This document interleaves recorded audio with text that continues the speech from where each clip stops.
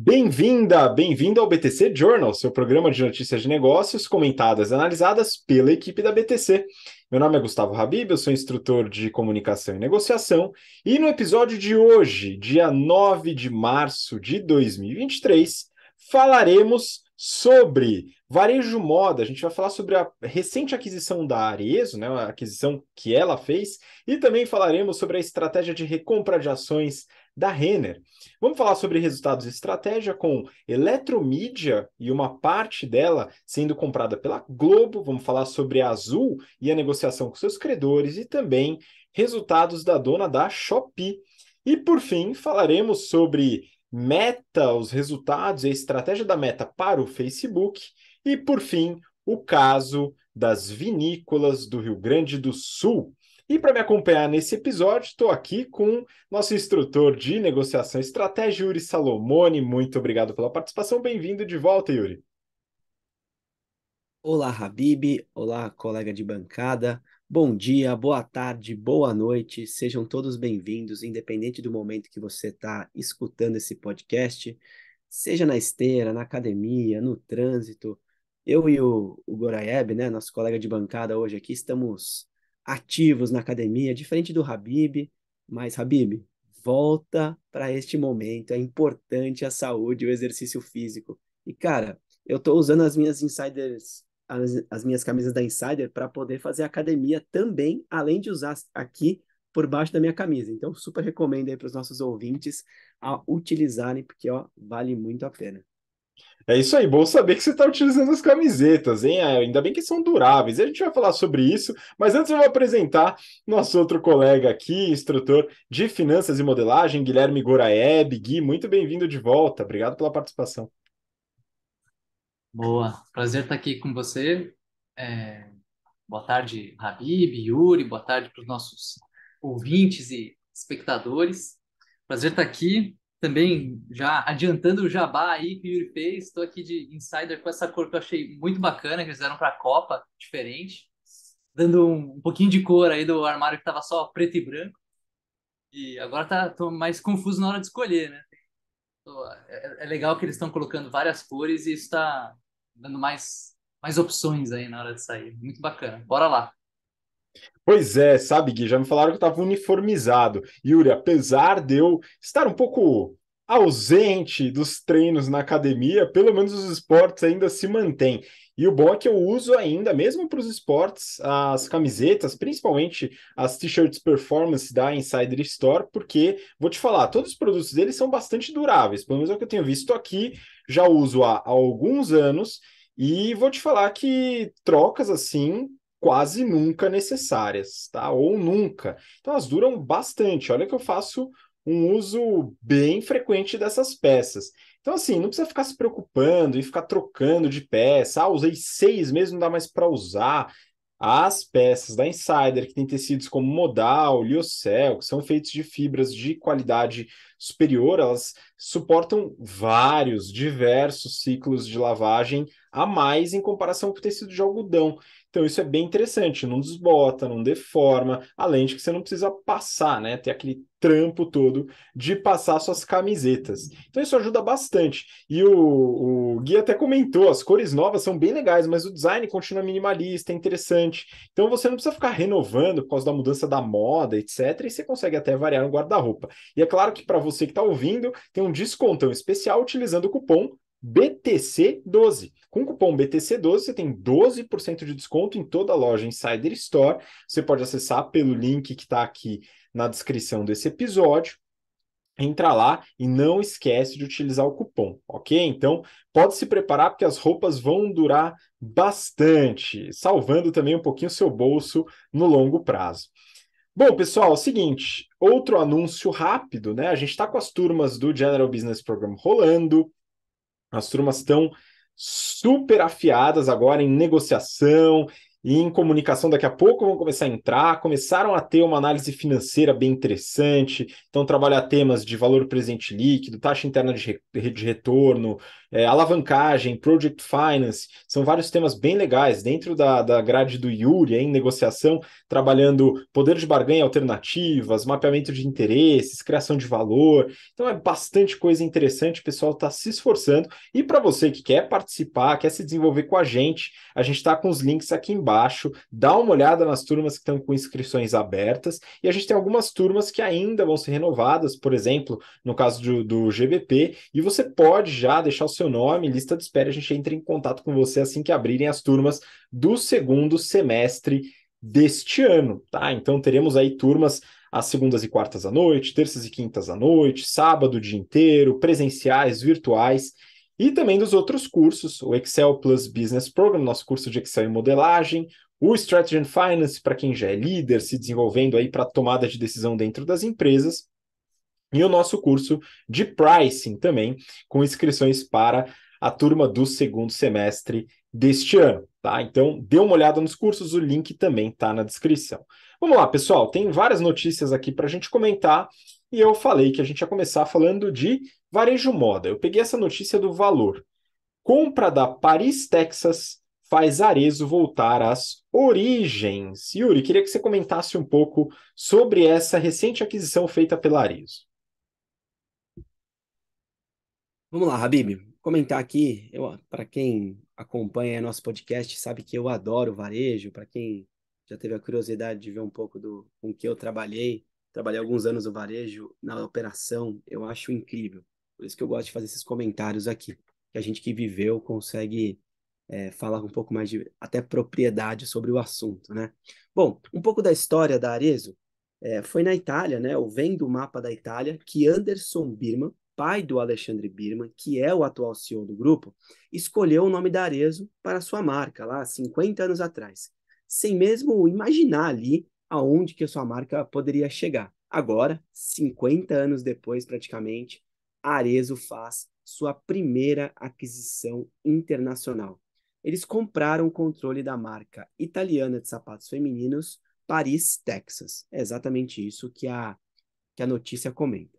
Não foi um valor alto pela aquisição, algo em torno de 25 milhões de euros ou 135 milhões de reais pelo câmbio do dia, e pagaram isso por 65% da Paris, Texas. Pô, Yuri, 135 milhões de reais por uma empresa não é um valor muito alto?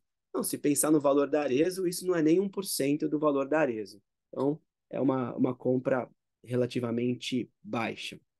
Bom, desses 25 milhões, 10 milhões vão para os sócios, é um casal, é um homem e uma mulher, donos da Paris, Texas, e os outros 15 milhões serão aportados no caixa da empresa. Bom, os outros dois sócios, que ficarão com 35%, continuarão tomando conta da operação. Essa transação, ela representa um múltiplo de 11 vezes EBITDA. Arezzo pagou algo parecido em múltiplos pela gaúcha Vicenza recentemente. Então, tem o mesmo valor aí de mercado, o mesmo benchmark, aproximadamente 11 vezes EBITDA. Em 2022, a Paris Texas ela teve uma receita de 15 milhões de euros e um EBITDA ali de 16,6% em relação a essa receita. Para a gente entender um pouco melhor essa cadeia calçadista, ela continua nas marcas Made in Italy. Poxa, as grandes marcas de calçados são italianas.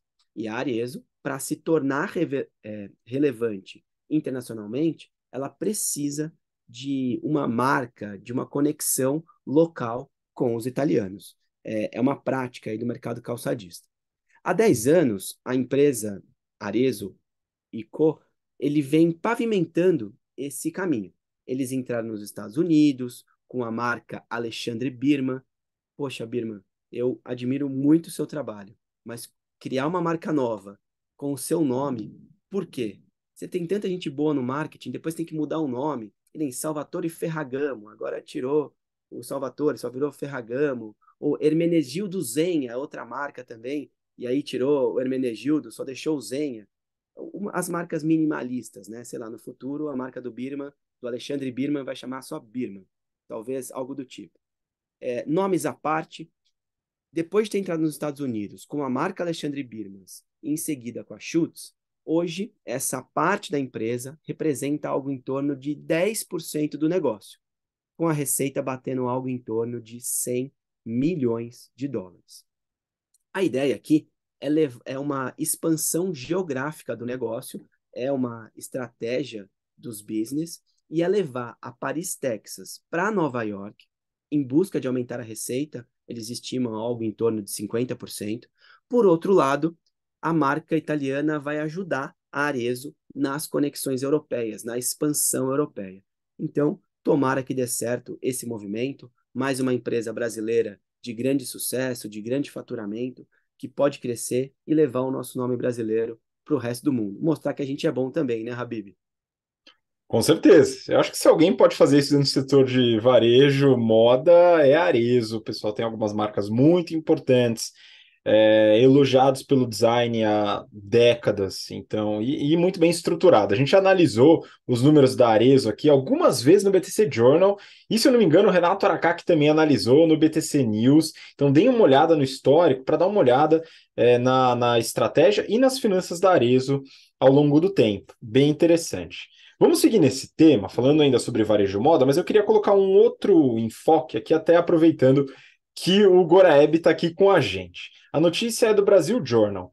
Renner recomprou 226 milhões de reais em ações no mês passado. Isso daqui também saiu em outros meios de comunicação famosos, e eu queria aproveitar esse momento para falar da Renner e também dessa estratégia de recompra de ações. Gui, o que você pode comentar sobre esse movimento da Renner?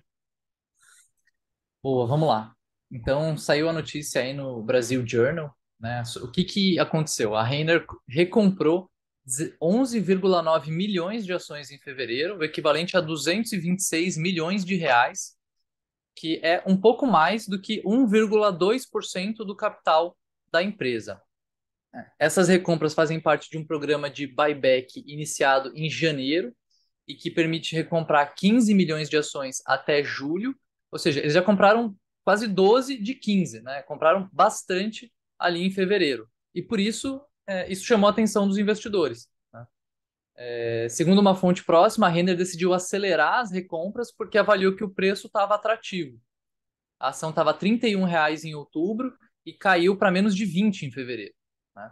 E em 2021, a Renner fez follow-on, ou seja, ela emitiu novas ações, levantou 4 bilhões de reais com a ação a R$ 39 por ação, né? Então, R$ 39 ela vendeu lá em 2021 e agora ela está comprando por 20.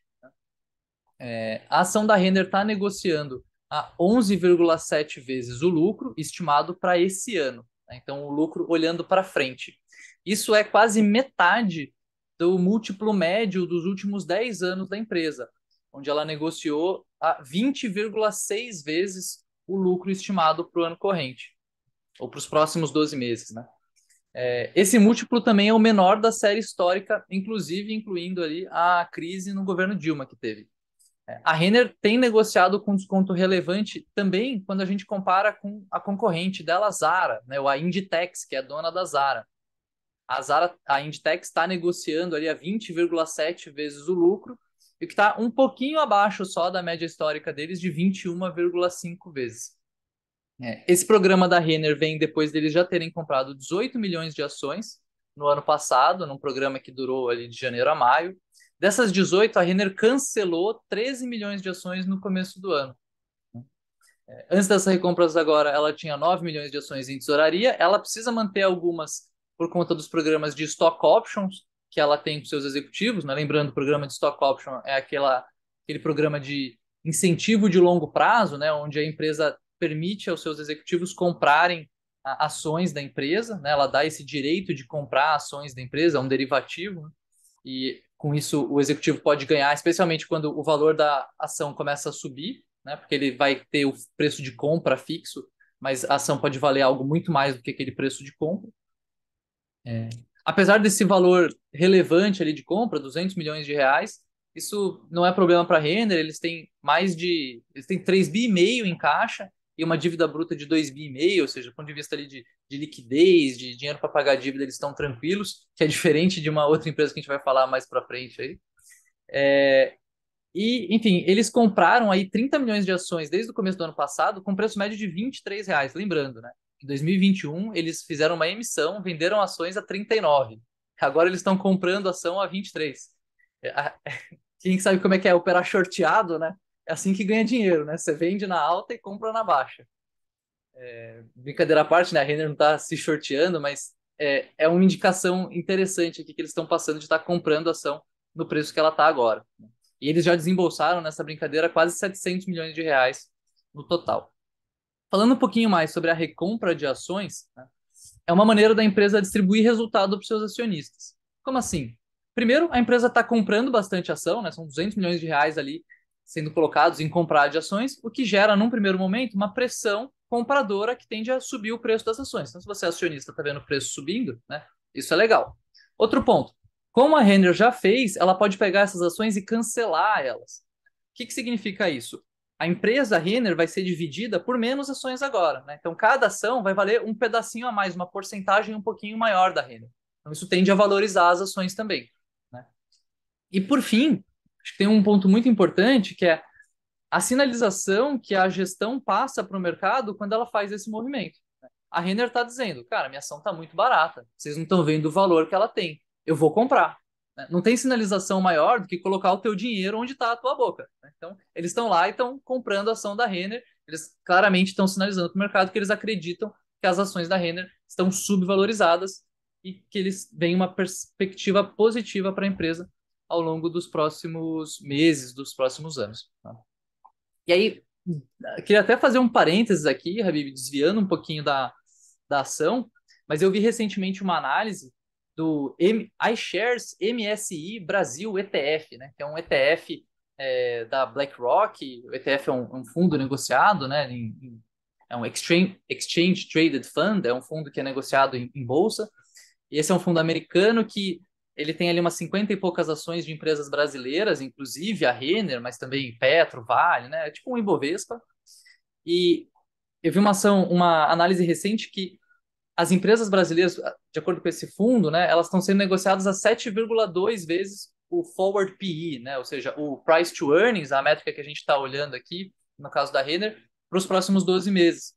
E isso está mais do que um desvio padrão abaixo da média. Ou seja, as ações brasileiras estão bastante descontadas, não é só a Renner que está bastante descontada. Para quem gosta de investir em ações, né, lembrando que a gente não dá recomendação de investimento aqui, né, mas pode ser um bom momento aí. Pois é, lembrando que o futuro ainda é incerto, hein? Mas é interessante a gente entender essas estratégias. Por que uma empresa recompra suas próprias ações, né? Então agora o Gui deu uma explicada boa, apesar de que a gente entra no detalhe dessas estratégias nos cursos. Então, dê uma olhada, mas é legal entender isso dentro do contexto da Renner também. Vamos seguir, pessoal. A gente tem algumas notícias aqui para falar de resultados e de estratégia também. Eu peguei uma do Brasil Journal. O título é o seguinte: Globo compra fatia minoritária na Eletromídia. Bom, a reportagem ela fala sobre a aquisição de uma fatia da Eletromídia pela Globo. Algo entre 15% e 18%, na reportagem não dá um valor completo. Mas eles detalham, de certa forma, de onde virão as partes para completar esse todo. Cerca de 8,5% desses 15 a 18 virão do controlador, que é a HIG Capital, que hoje tem 55% da empresa, e também dentro desse bolo, uma parte do CEO, que tem cerca de 6%.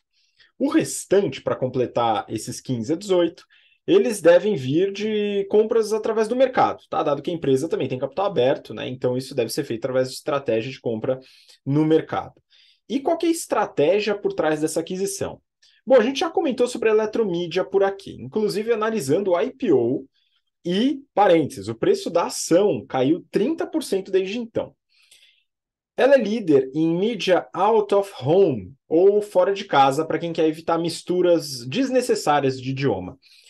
A gente está falando aqui de postes perto de ponto de ônibus, elevadores, edifícios, aeroportos, metrô, dentre outros. Ela é líder aqui nesse segmento. E a Globo é líder em comunicação no Brasil, conhecida principalmente pela TV aberta. E é claro que ela tem ficado, de certa forma, preocupada com a queda da relevância da TV aberta para anúncios. Mas aqui é importante ficar claro, a TV aberta, ela ainda é extremamente relevante.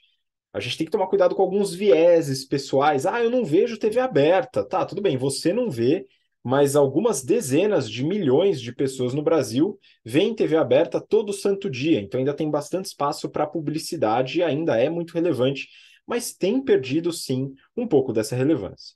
De qualquer maneira, a própria reportagem ela coloca que há uma expectativa de sinergia de receita.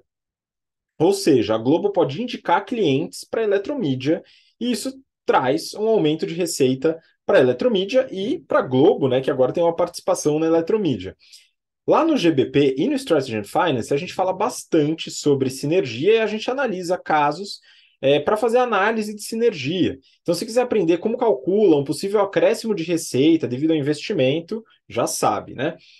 E eles até comentam que não tem expectativa de sinergia nem na parte de operações, onde entra, por exemplo, a queda da margem bruta, porque os negócios são diferentes, e também não tem sinergias de SG&A ou a parte de despesas, vamos dizer assim, né? SG&A, o significado é sales, que é vendas, general, gerais e despesas administrativas. Porque não tem uma fusão, eles não vão compartilhar equipes, por exemplo. Tudo isso a gente aborda bastante lá nos cursos de forma bem técnica, através de casos e modelos, tá? Enfim, alguns especulam que seja apenas um investimento passivo da Globo. Outros já acham que pode ser um primeiro passo para uma futura aquisição de controle. Eu, particularmente, acredito que é a primeira opção, tá? Uma forma de diversificação na mídia offline. Não sei se a Globo teria interesse ou apetite para fazer aquisição da eletromídia. A gente teria que entender um pouco melhor os interesses da Globo nesse caso. Mas vamos dar uma olhada só para ilustrar aqui os números da eletromídia. Ela ainda vai divulgar os resultados do ano de 2022, então o último resultado auditado que a gente tem é o de 9 meses completos de 2022, de janeiro até o final de setembro. E aqui a gente teve uma receita de 525 milhões de reais, mais ou menos, contra 241 milhões no mesmo período de 2021, um aumento de quase 120%. Esse aumento ele aconteceu muito devido à queda das restrições da pandemia. Tá? Então, isso colaborou bastante e colaborou para o aumento do market share. Só que a gente vai para a margem bruta, por exemplo, e a gente observa um negócio interessante. A margem bruta caiu bastante. Ela caiu de 40% para 33,5%, são 6 pontos percentuais e meio. Isso aqui nos indica que, ao buscar market share, eles devem ter aumentado bastante aí sua linha de custos, né, dentro dessa estrutura. Então, eventualmente, né, apesar do aumento da receita como um todo, aí possivelmente revisando contratos, eles têm uma queda dessa produtividade dentro da margem bruta. A margem operacional, ela é uma margem estreita, 7,3%, vindo de uma recuperação de pós-pandemia, se a gente puder falar assim, apesar de não ter acabado necessariamente, mas que indica que ela está voltando para os patamares normais, tá? Porque antes realmente ela foi bastante afetada. A empresa ainda dá prejuízo. Ela teve um prejuízo aí nos 9 meses de 14 milhões contra 27 de prejuízo no ano anterior. Só que ela gera caixa. E aqui eu até puxo, a gente fez um post lá no Instagram da BTC. E se você não segue InstaBT Company, segue lá a gente no Instagram. A gente, enfim, divulga todas as novidades, os conteúdos, e tem bastante coisa legal. E a gente coloca ali a diferença entre lucro e caixa, o que faz quebrar uma empresa, etc. E aqui é interessante. Pô, como é que a empresa gera caixa, mas tem prejuízo? Isso é mais comum do que se espera. Tá? Então, é muito importante a gente analisar essas diferenças. E aqui fica essa análise da eletromídia. Vamos partir então para a próxima notícia. Aqui eu peguei da Forbes e o título é o seguinte: Azul pode levantar capital com um programa de fidelidade. E eu queria que o Goraeb comentasse essa notícia para a gente, porque a Azul parece que as ações subiram que nem um foguete, hein, Gui? Decolaram essa semana, hein, Ravi? Entrando aí nos trocadilhos. A Azul, cara, foi impressionante. Ela saiu ali de R$ 7 para 11, quase 12 agora. A ação subiu mais de 60%. Aliás, ela chegou a subir quase 60% no dia, depois fechou ali por volta de 40%, mas assim, uma subida expressiva aí no valor das ações da Azul nessa semana. E isso aconteceu porque eles conseguiram empurrar boa parte do fluxo de caixa de pagamento de dívidas que eles tinham para frente, né? Como assim? Eles divulgaram. Tem dois pontos aqui relacionados ao fluxo de caixa na notícia, né? Teve a divulgação do resultado recente, mas esse não foi o foco aqui do que aconteceu essa semana. Então, a empresa, ela, o que acontece, né, com uma empresa aérea? Ela precisa colocar muito dinheiro nas aeronaves, né? E aí, para fazer isso, ela faz leasing, né? Ela tem uma espécie de endividamento ali para conseguir comprar essas diversas aeronaves. E a notícia comenta aqui sobre algumas compras de aeronaves, compras ali. A Azul está com 170 aviões, comprou 12 aeronaves da Embraer, está comprando mais 6 a 8 jatos também da Embraer. E o que eles falam? Falam que a empresa conseguiu negociar aí com as empresas de leasing, né? A empresa Azul conseguiu negociar com as empresas que fizeram leasing das aeronaves para passar esses pagamentos mais para frente, né? Então, eles estavam com um problema de fluxo de caixa agora, nesse ano, 2023. Com isso, eles vão ficar com esse ano um pouquinho mais aliviado. E o ano que vem, que eles estavam com a previsão de sair no 0 a 0, eles já estão prevendo que eventualmente vão conseguir até gerar um pouquinho de caixa, né? Então, esse é um ponto importante. Eles passaram isso para 2030, né? Não sei se estão passando problema para frente ou não, ou se estão simplesmente conseguindo alongar de uma maneira saudável o pagamento aí dessas dívidas. Isso cabe uma análise mais aprofundada para a gente poder dizer. Outro ponto que a notícia trouxe é sobre a utilização do programa de fidelidade como um colateral, né, como uma garantia para eles conseguirem levantar capital com um custo mais baixo, né? Então, a gente sabe de acompanhar aí o mercado de aéreas que, diferente das empresas aéreas, os programas de fidelidade das empresas aéreas dão bastante dinheiro, né? Então, enquanto a empresa aérea precisa fazer um investimento super relevante para comprar os aviões e conseguir fazer os voos, e é um setor que tem margens apertadas, porque a competição é muito grande, o setor de programas das empresas aéreas, os programas de fidelidade, né, ele é muito interessante, especialmente porque ele tem aquele maravilhoso fluxo de caixa invertido, né, o ciclo de conversão de caixa negativo, que é o quê? Você acumula milha antes de você usar, né? Você coloca o dinheiro lá antes de você resgatar ele. Então, essas empresas, elas são super lucrativas, super valiosas, né? E o que a Azul vai fazer? Ela vai usar a Tudo Azul, que é o programa onde eles têm as milhas, né? Como garantia ali, como colateral, vai usar esse ativo da mesma maneira que você pode usar o seu carro para tomar uma dívida mais barata que uma dívida no cartão de crédito, né? Ou a sua casa, a Tudo Azul está usando aí, a Azul está usando a Tudo Azul para levantar capital com custo mais baixo. Isso atende a uma outra preocupação super atual, que é o custo do dinheiro, né? Que está muito alto, que é inclusive um tema que a gente aborda em finanças corporativas lá no General Business Program, né? Porque agora com a subida dos juros, o dinheiro está mais caro, inclusive o dinheiro de dívida, né? E aí eles estão usando uma garantia, que é uma das estratégias que a gente pode utilizar para reduzir o custo da dívida. Achei bem interessante isso aqui. Não sou investidor da Azul, tenho muitas milhas lá na Azul, espero que a empresa continue firme e forte. Aparentemente, com essa movimentação, ela afasta uma preocupação de um eventual RJ aqui em curto prazo. Então, acho isso ótimo. Assim eu vou conseguir aproveitar minhas milhas e fazer umas viagens aí. Aliás, lembrando, né, vale comentar, a Azul é uma das empresas que não tem nada a ver com a notícia isso, né, mas ela é uma das empresas que tem menos atraso. É uma empresa que, operacionalmente, ela é muito legal. Eu não sei se você já pegou voo recentemente aí de Gol, ou de Azul, de Latam, enfim, são as principais companhias que a gente tem aqui, mas a Azul é uma das empresas no mundo que menos atrasa voo. É algo muito legal.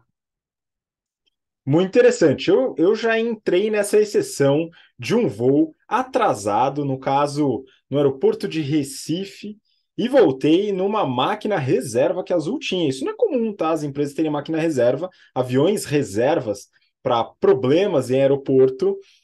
O problema é que o avião não tinha turbina, era só hélice, então levei mais ou menos 7 horas de Recife até São Paulo. Mas enfim, isso é só uma exceção, hein, pessoal? O que o Goraeb comentou realmente é fato e não necessariamente você vai cair na exceção. Mas olha só curioso, Gui, você comentando sobre essa notícia, eu lembrei do movimento de integração do capital da Smiles na época da Gol, né? Então, teve até uma série de investidores ali, 10 mais, que ficaram bastante receosos, né? Que depois seriam acionistas da Gol, porque tem realmente bastante essa diferença. Lá no nosso curso General Business Program, a gente aborda bastante esses modelos de negócio, é bem interessante. Bom, vamos seguir para a próxima notícia. Próxima notícia aqui, a gente volta para varejo, mas aí eu vou falar de uma empresa que o Yuri mesmo comentou semana passada que ele queria falar sobre, então tá aqui seu presente de Páscoa, viu, Yuri? Aqui para você essa notícia. Valor econômico.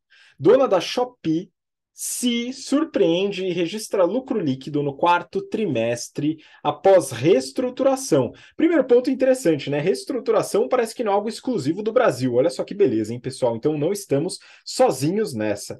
E a gente tem esse resultado, e parece que não é só a Shopee dentro desse grupo, né, Yuri? Comenta um pouquinho sobre esse resultado da empresa. Vamos lá, Habib. Aqui, juntando todos os assuntos e falando de coisas diferentes, eu lembrei dessa notícia eu lembrei da Shopee, exatamente, quando eu estava comentando sobre o Alexandre Costa semana passada, em questão de chocolate. Talvez por isso você tenha me dado esse presente de Páscoa aqui antecipado. Ok. Em relação a futuro e reestruturação, a gente está vivendo um momento com bastante inflação no mundo, inflação de 2 dígitos aí em alguns países. Talvez por isso que o sucesso dessa negociação aqui que o Goraieb comentou há pouco da Azul foi tão importante para você tentar negociar no momento que você ainda consegue não ficar na mão dos bancos e que a inflação está conhecida. Acredito que seja esse o sucesso dessa negociação da Azul. O Renato, até puxando um gancho aqui com o BTC News, o Renato avaliou a Gol e a Azul, os financials, e por que que o mercado entendeu que fez uma análise mais aprofundada, por que que o mercado entendeu e que as ações vão crescer. Mas trazendo isso para a reestruturação de dívida e que as empresas que dão lucro tenham caixa, que convertam o lucro em caixa, porque conforme o Habib falou no começo desse BTC Cast, a gente colocou lá no Instagram da BTC, lucro é diferente de caixa. Então, lá você vai aprender ou venha fazer os cursos da BTC. A Shopee, ela é da SEA, é um conglomerado de empresas, e o SEA reverteu o prejuízo de 616,2 milhões de dólares no quarto trimestre de 2021 e registrou um lucro líquido de 422,8 milhões de dólares. Galera, se pegar era menos 600, está para mais 400. É 1 bilhão de diferença. É muito dinheiro aí que eles conseguiram reverter. As receitas entre outubro e dezembro do ano passado, da SA, elas totalizaram 3,45 bilhões de dólares, um crescimento aí aproximado de 7% na comparação com o mesmo período de 2021. Isso é consequência do ajuste do foco da empresa, que eles passaram a otimizar a operação, reduzir custos e focar no lucro com geração de caixa. Então, eles pedalaram dívidas, né, esticaram as dívidas, alongaram o prazo de pagamentos, negociaram aí juros diversos para conseguir colocar a empresa no eixo e para que ela gerasse caixa. No acumulado de 2022, a SA ela registrou um prejuízo de 1,65 bilhões de dólares e receitas totais chegaram aí a 12,4 bilhões de dólares, o que representa um crescimento de 25% no ano. É bastante crescimento de receita. Na Shopee, especificamente, as receitas chegaram a 2,1 bilhões de dólares, um crescimento de 31,8% no ano, sem efeitos cambiais ali, tirando a variação do câmbio, isso representou 42,3% de crescimento nas receitas. Pô, a Shopee praticamente é, aumentou aí 42%, é muita coisa. Então, essa otimização, mais vendas, internacionalização da operação, ajudou. De acordo com o diretor-presidente da SA, as incertezas macroeconômicas vão continuar. Putz, isso, infelizmente, todos nós sabemos, né? E ele completa aqui que em 2023 terão flutuações de curto prazo nas operações da companhia, mas estão confiantes que a reestruturação os deixou em posição melhor e confia no potencial de crescimento a longo prazo. Mas o ponto aqui é quanto tempo eles conseguem queimar caixa, quanto dinheiro eles têm para queimar para manter as suas operações. Uma empresa que dá prejuízo de um bilhão, ela, em algum momento, vai ter que pagar esse prejuízo. Ele é um prejuízo econômico, mas uma hora isso se torna caixa. E quando se torna caixa, você tem que depositar o dinheiro ali para o seu credor. Então, esse movimento da Azul, o movimento da Gol, aqui, claramente, o movimento da Shopee é de alongar as dívidas. E aí eu vou copiar o meu colega de bancada, Goraieb. Se esse alongamento de dívidas for saudável, ótimo, veremos bons resultados no futuro. Se for só empurrar o problema para frente com a barriga, talvez tenhamos um problema muito maior, impactado pelas inflações dos lugares onde eles captaram esse dinheiro todo aí. Pois é, né? Geralmente não se alonga a dívida de graça, e a gente pode observar isso até na nossa própria vida, hein, pessoal? Tenta alongar uma dívida sua de um crédito imobiliário, pra você ver se isso sai de graça. Geralmente não. Com as empresas é um pouco diferente, mas muitas vezes eles pagam um preço alto para fazer esse alongamento é, por alívio de caixa, de certa maneira. Tá? É importante a gente fazer essa diferença. Acho que o grande segredo aqui é essa diferenciação entre lucro e caixa. Muito importante fazer.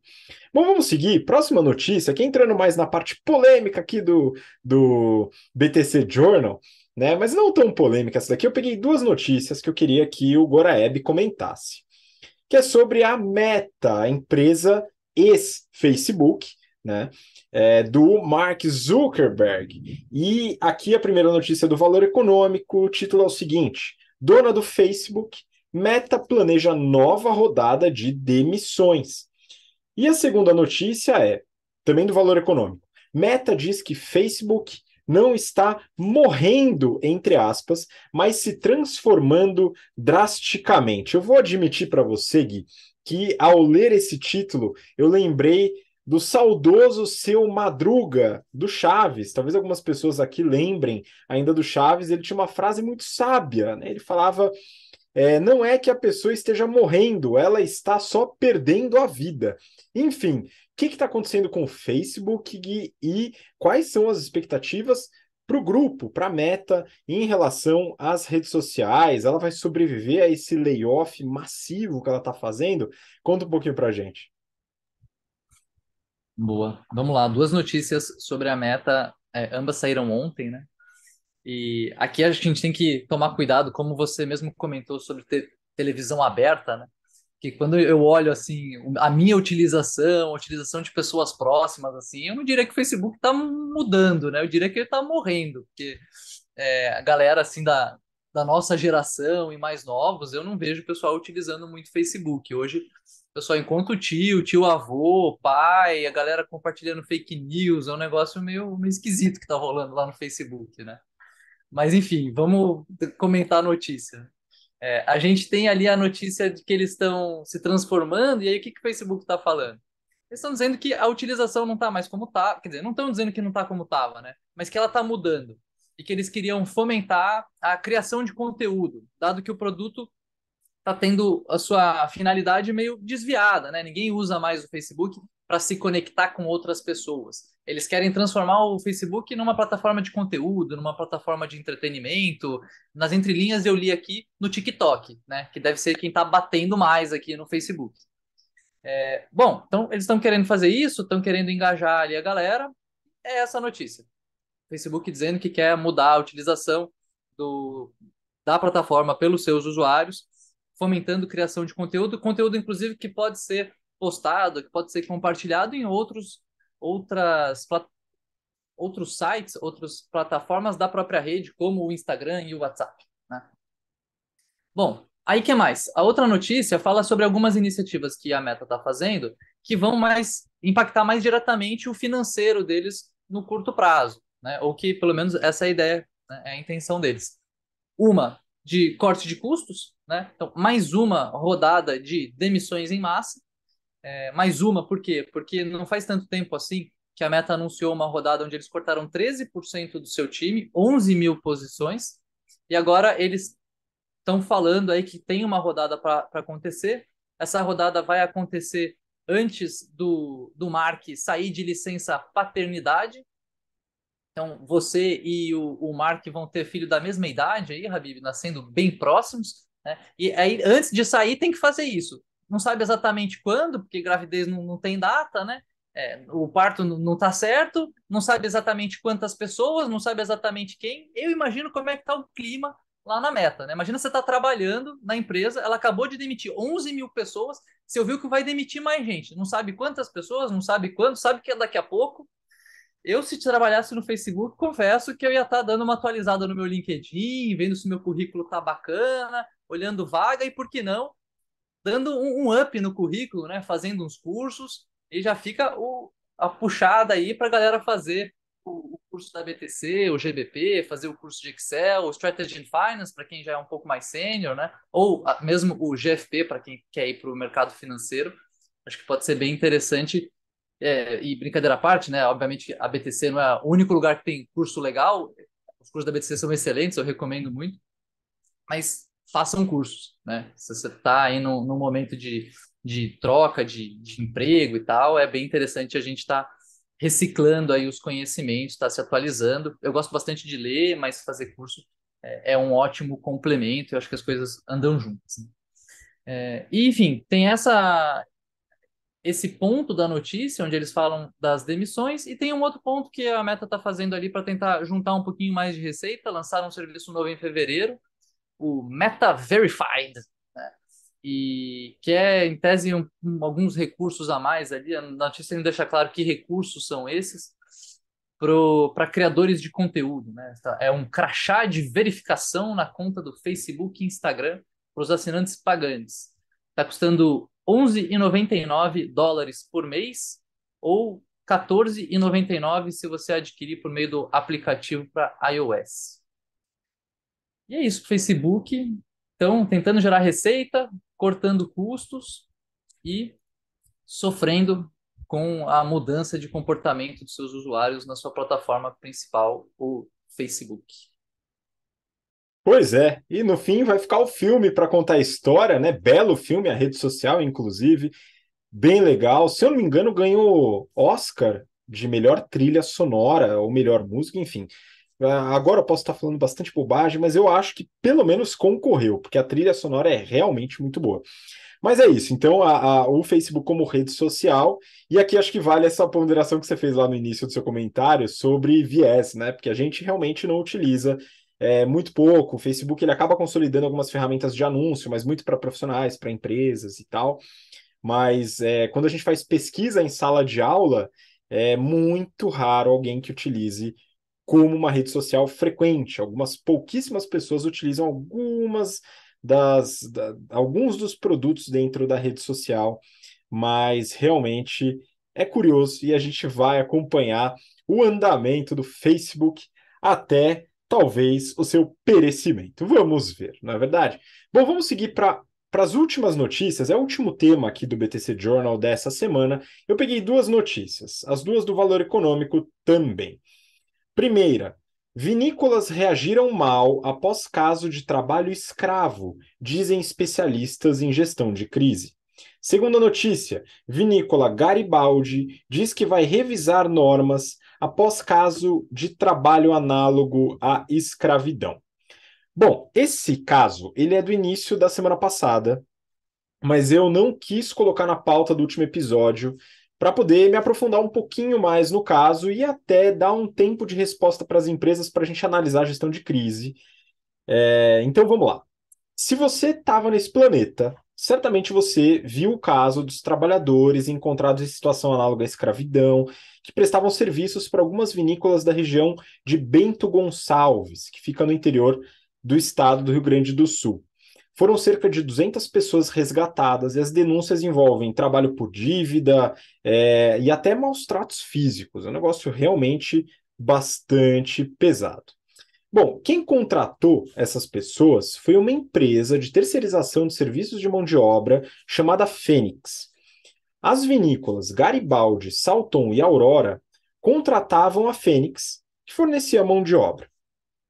Esse é um quadro de crise institucional, que afeta a marca, empresa e também os sócios, dependendo das acusações. Então se faz necessária a gestão de crise. Aqui eu estou falando das vinícolas, ok? Não da empresa terceirizada. Essa aí já pode partir para o abraço já. As vinícolas, elas têm algumas opções. Primeira opção, ignorar a situação completamente e não se manifestar. Aqui, ela segue correndo os mesmos riscos legais e também corre o risco de marca, muito forte, porque não atendeu a nenhum interesse do público nesse caso. Não foi o que elas fizeram.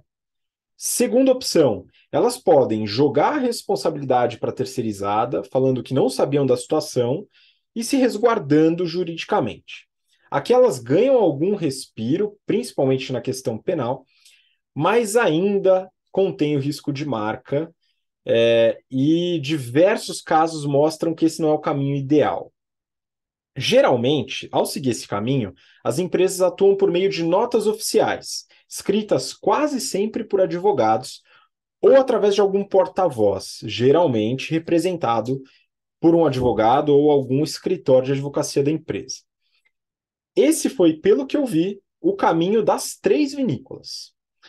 Além de que o gerente de marketing da Garibaldi ele postou um comentário no LinkedIn criticando ações de boicote, porque surgiram, né? O público se manifestou e muitas ações de boicote surgiram aos produtos das marcas. E ele se manifestou criticando essas ações como sendo justiça por lacração, entre aspas. Bom, acho que eu não preciso nem falar qual foi a reação majoritária ao comentário, quando eu descobri hoje, no caso, que ele apagou a conta do LinkedIn. Né? Então, vocês já devem imaginar o que aconteceu ali naquela caixa de comentários. Beleza, essa é a segunda forma de você resolver uma crise. E nesse caso, para essa crise, certamente não é a metodologia ideal. E cada vez menos para crises até menores. Terceira, eles podem fazer uma gestão de crise decente. Como assim? Utilizando princípios de gestão de crise e de negociações integrativas. E isso é pesquisado todo santo dia pelas principais universidades do mundo e utilizado por pessoas que auxiliam em crises de marca como este que vos fala. Bom, primeiro, entender e mapear os interesses do público. Antes da sede de vingança, o público ele quer atenção ao tema. Nota oficial está longe de ser suficiente nesse caso. Essa crise é para presidente de empresa tomar a frente, falar na TV, né, como fez o CEO da Johnson & Johnson na crise do Tilenol, que é uma crise que a gente explica, aborda, né, e contextualiza dentro lá do General Business Program. Os profissionais consultados pelo Valor na reportagem, eles concordam comigo aqui também, né? E eles falam muito sobre a questão da humanização da marca, que é um aspecto até um pouco mais recente dentro da gestão de crise, onde a percepção de uma pessoa, de um rosto, pode trazer uma sensação de conforto que é interesse também do público. Bem interessante. É preciso também comunicar ao público que a situação importa e que eles vão fazer de tudo para resolver, tá? Então esse daqui é um ponto relevante. Segundo, não terceirizar responsabilidades. Como assim? Eu tenho que assumir a culpa e toda a parte jurídica vai para mim. Não necessariamente. Você pode assumir as rédeas de resolver o problema sem necessariamente assumir a culpa jurídica nessa situação. Tá? Então a ideia não é gerar provas contra si mesmo, que seria problemático, não é a intenção da gestão da crise. É informar que você vai fazer de tudo para atribuir as devidas responsabilidades, né? Colocar os culpados todos para responder em relação a esse ponto, mas que como cidadão, executivo, etc., você já é responsável por resolver aquilo, pelo menos dentro da sua empresa. Então aqui a gente está trabalhando com empatia e liderança, isso faz bastante diferença. Tá? Terceiro ponto, ainda antes da vingança, o público ele quer o reparo, né? As pessoas se solidarizam com as vítimas, querem ajudar de alguma forma, e quando a empresa faz isso, ela está puxando responsabilidade, ligando com o ponto 2. Tá? A Vale, apesar dos erros no início da gestão da crise de Brumadinho, ela tomou essa ação ao oferecer uma indenização para as famílias afetadas antes de qualquer sentença, tá? Essa crise eu acompanhei bastante de perto, tá? Então, foi uma ação que começou a mudar um pouco a forma como a crise era vista em relação ao público. Isso é um mínimo, tá? Mas é necessário. E deve, né, partir das vinícolas, não cobrar terceirizada para que ela faça isso. Tá? Isso deve partir das vinícolas, nesse caso, que têm suas marcas afetadas por essa crise. Quarto ponto, executar um plano de ação consistente. Aqui a gente fala de mudar a forma de contratação imediatamente. Ah, mas a gente não tem capacidade de contratar. Dá um jeito, tá? Porque se você fazer terceirizado agora, não vai dar mais para fazer, né? Então, mesmo que você execute controles, né? Esse tipo de coisa, talvez seja o caso de você mudar a forma de contratação mesmo e mostrar. Isso daqui faz parte da gestão de crise, não necessariamente da gestão financeira, né? E aí a gestão financeira vai ter que dar um jeito de acomodar essa gestão de crise muitas vezes. Criar um sistema de avaliação de fornecedores, um código de conduta interno e para terceiros.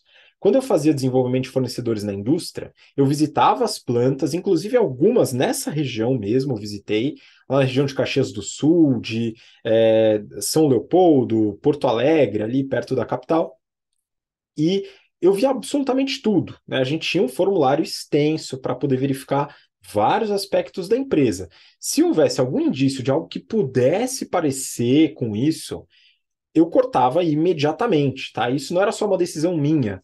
A empresa possui isso como pilar, a empresa que eu trabalhava, que inclusive tem um código de ética, né? Uma ação bastante interessante nesse aspecto. Isso deve ser divulgado também, faz parte da gestão de crise. Quinto e último aspecto aqui, expandir essas ações para a comunidade. Infelizmente, em crise dessa magnitude, talvez só resolver a parte da empresa não basta. Para, de certa forma, compensar aqueles erros do passado, né, você deve entrar com algumas ações adicionais. Por exemplo, ações sociais de conscientização, cursos para fornecedores, ações em comunidades locais. Aqui o terreno de possibilidades é amplo, então parte do comitê parte do comitê de gestão de crise realizar esse tipo de análise, tarefa e verificações adicionais possíveis. A gestão de crise bem feita, ela pode, além de resguardar a marca e as pessoas envolvidas, contribuir para mudanças institucionais que fortalecem todos os envolvidos, inclusive as comunidades envolvidas. Quem sabe ainda fortalecer a marca, como o caso da Johnson & Johnson. Na crise do Tilenol, teve sua marca fortalecida, dada a excelente gestão de crise que foi feita na época. Tá? É o seguinte, a gestão de crise bem feita, ela dá trabalho, ela é custosa e tem muito estresse. Mas, bom, pelo menos na minha opinião, é necessário, dada a gravidade dessa situação lastimável, né? Então a gente deve preparar a empresa financeiramente, estrategicamente, para poder, muitas vezes, enfrentar crises que estão fora da nossa alçada. Bom, com essa notícia, a gente fica por aqui no BTC Journal dessa semana, então queria agradecer novamente a participação dos meus caríssimos colegas, Goreb, Gui, muito obrigado pela participação de novo. Habib, Yuri, foi um prazer estar aqui com vocês. Confesso que meio emputecido com essa última notícia, cara. Eu fiquei puto com isso. Acho que a resposta da empresa foi ridícula até o momento, mas aguardemos novidades, né? E, enfim, um abraço para os nossos ouvintes. Pois é, concordo contigo. Afinal, a avaliação está feita agora, né, pessoal? Quem sabe eles possam procurar alguns profissionais aí para gestão de crise. Eu estou fora, tá? Então, se tiver algum profissional aí disposto, fique à vontade, hein, pessoal? Yuri, muito obrigado de novo pela participação. Obrigado, Habib, Gui, e a todos os nossos ouvintes que acompanharam a gente até aqui. Foi um prazer tê-los aí por todo esse episódio.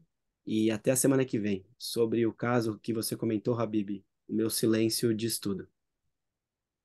Pois é. Bom, muito obrigado, pessoal, e obrigado você que nos acompanhou até agora, pela audiência, pela paciência, e nos vemos na próxima semana para mais um episódio do BTC Journal. Um grande abraço, até lá. Tchau, tchau.